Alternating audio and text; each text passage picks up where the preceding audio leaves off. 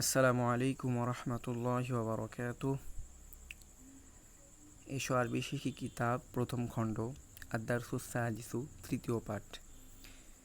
এ পাঠে আলোচনার বিষয় হচ্ছে হরফুন নিদা এবং মুনাদা, অর্থাৎ আমরা যে মানুষদেরকে ডাকি এই আরবিতে কিভাবে আমরা একে অপরকে ডাকব। যেমন আমরা যদি বলি হে রাশেদ, রাশেদকে ডাকি, তাহলে এই ডাকাটা আরবিতে কিভাবে আমরা ডাকবো এই বিষয়ে আদ-দারসুস সালিস তৃতীয় পাঠে আলোচনা করা হয়েছে। তো আলোচনার আগে এখানে কয়েকটি শব্দ দেওয়া হয়েছে, শব্দগুলো একবার সুন্দরভাবে পড়ে নিচ্ছি। তিলমিজুন একজন ছাত্র, তিলমিজাতুন একজন ছাত্রী, মুআল্লিমুন একজন শিক্ষক, মুআল্লিমাতুন একজন শিক্ষিকা, ওয়ালাদুন একটি ছেলে, বিনতুন একটি মেয়ে, তিফলুন তিফলাতুন একটি শিশু, মুআদ্দাবুন সভ্য ভদ্র। এরপরে হুয়া হিয়া সে, আংতা আংতি তুমি, আনা আমি, আনা আমি, আংতা আংতি তুমি, হুয়া হিয়া সে। তো আংতা এটি পুরুষের জন্য, আংতি এটি মহিলার জন্য, হুয়া এটি মুজাক্কার পুরুষের জন্য, হিয়া এটি মুয়ান্নাস মহিলাদের জন্য। এখন বাংলায় লেখা আছে পুরুষ নামের শেষে সাধারণত তানবিন হয়, কিন্তু মেয়ে নামের শেষে তানবিন হয় না। যেমন মাহমুদুন মাহমুদ, রশিদুন রাশেদ, খালিদুন খালেদ, সাঈদুন সাঈদ, খদিজাতু খাদিজা, ফারহানাতু ফারহানা, ফাতিমাতু ফাতেমা, আইশাতু আয়েশা। তো এখানে লক্ষণীয় বিষয় হচ্ছে আরবিতে পুরুষের যে সমস্ত নাম রয়েছে, সকল নাম না, বেশিরভাগ নাম, সাধারণ নিয়ম এটাই যে বেশিরভাগ নাম পুরুষের যে সমস্ত নাম রয়েছে এই নামগুলো তানবিন যুক্ত হয়, আর মহিলাদের যে সমস্ত নাম রয়েছে এই নামের শেষ হরফটি তানবিন যুক্ত হয় না, এক পেশ হয়, এক পেশ কিংবা এক জবর হয়। যেমন খাদিজাতু খাদিজা, ফারহানাতু ফারহানা, ফাতিমাতু ফাতেমা, আইশাতু আয়েশা। তো এখানে ফাতিমাতুন, আইশাতুন, ফারহানাতুন, খদিজাতুন এরকম নেই, সব এক পেশ আছে, খদিজাতু, ফারহানাতু এরকম।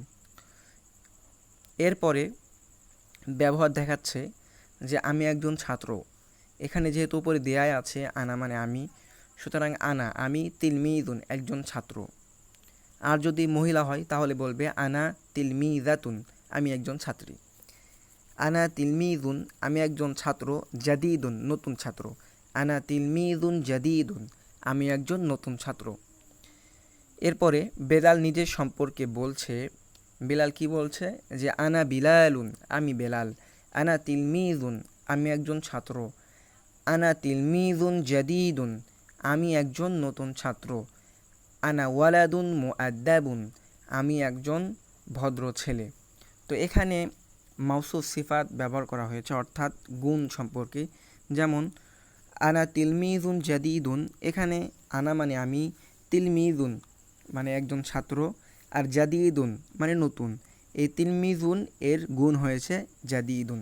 তো এই বিষয়ে এর আগের পাঠ অর্থাৎ আদ-দারসুস সানি দ্বিতীয় পাঠে মাউসুফ সিফাত সম্পর্কে আলোচনা করা হয়েছে। কারো যদি এখনও দুর্বলতা থেকে থাকে তাহলে তার উচিত আগের দার্সটি দেখার, অর্থাৎ আদ-দারসুস সানি দ্বিতীয় পাঠটি দেখে আসার, তাহলে আশা করি তার সন্দেহ কেটে যাবে। এরপরে আয়েশা নিজের সম্পর্কে বলছে আনা আইশাতু আমি আয়েশা, আনা তিলমিজাতুন আমি একজন ছাত্রী, আনা তিলমিজাতুন জাদিদাতুন আমি একজন নতুন ছাত্রী, আনা বিনতুন মুআদ্দাবুন আমি একজন ভদ্র মেয়ে। এরপরে রাশেদ বেলাল সম্পর্কে বলছে, এতক্ষণ একজন ব্যক্তি নিজের সম্পর্কে বলল, যেমন বেলাল সে নিজের সম্পর্কে বলেছে, আয়েশা সে নিজের সম্পর্কে বলছে। এবার রাশেদ বেলাল সম্পর্কে, অর্থাৎ একজন মানুষ অপর মানুষ সম্পর্কে বলবে। তাহলে রাশেদ বেলাল সম্পর্কে বলছে হুয়া বিলালুন সে বেলাল, এখানে বিলালুন শেষে দুই পেশ ব্যবহার করতে হবে, তানবিন দিতে হবে।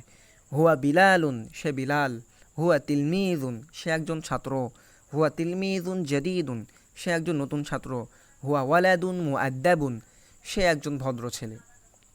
এবার ফাতেমা আয়েশা সম্পর্কে বলছে হিয়া আইশাতু এক পেশ, হিয়া আইশাতু সে আয়েশা, হিয়া তিলমিদাতুন সে একজন ছাত্রী, হিয়া তিলমিদাতুন জাদিদাতুন সে একজন নতুন ছাত্রী, হিয়া বিনতুন মুআদ্দাবাতুন সে একটি ভদ্র মেয়ে। এবার কিছু অনুশীলন দিয়েছে, এগুলো আপনাদেরকে পড়তে হবে এবং অর্থ বলতে হবে।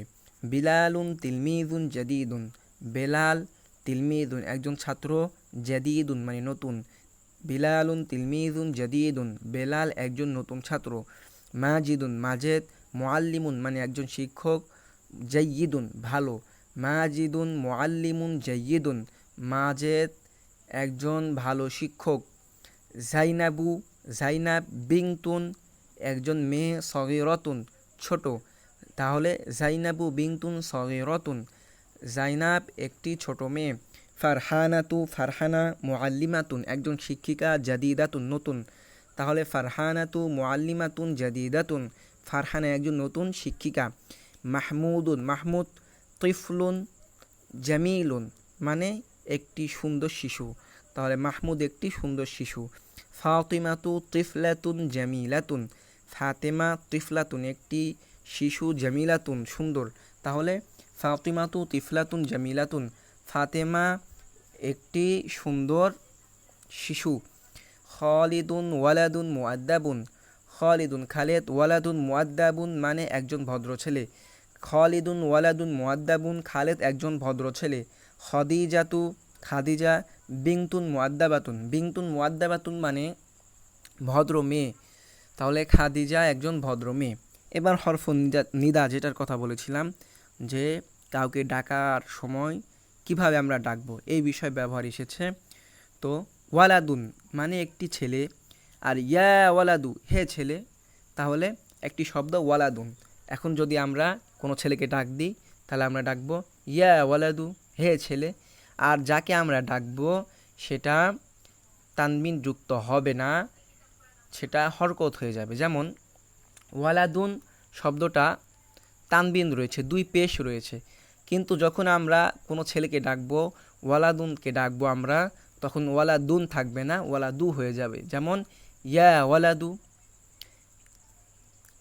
একটি উদাহরণ দেখি আমরা, যদি আমরা রাশেদকে ডাকি তাহলে রাশেদের আরবি রশিদুন, রশিদুন দুই পেশ।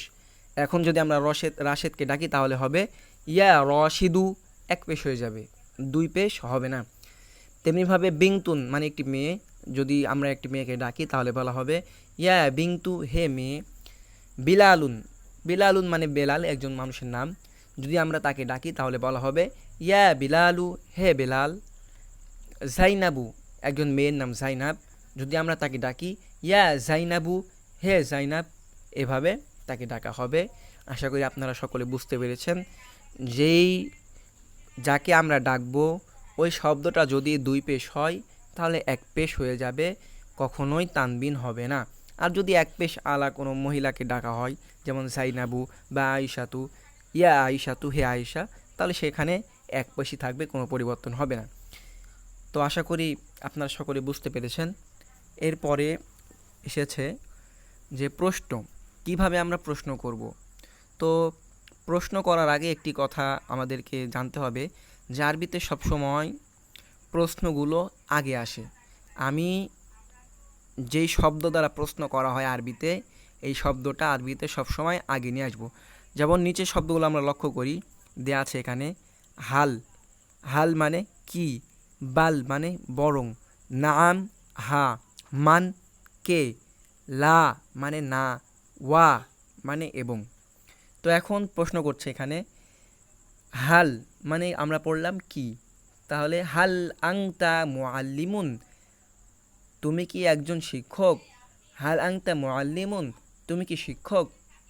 তেমনিভাবে যদি আমরা বাক্য বানাই ভাবে যে রাশেদ, আংতা মানে তুমি, রশিদুন রাশেদ, তাহলে হাল আংতা রশিদুন তুমি কি রাশেদ, হাল আংতা রশিদুন তুমি কি রাশেদ, হাল আংতে খদিজাতু তুমি কি খাদিজা, এভাবে বাক্য তৈরি করতে হবে।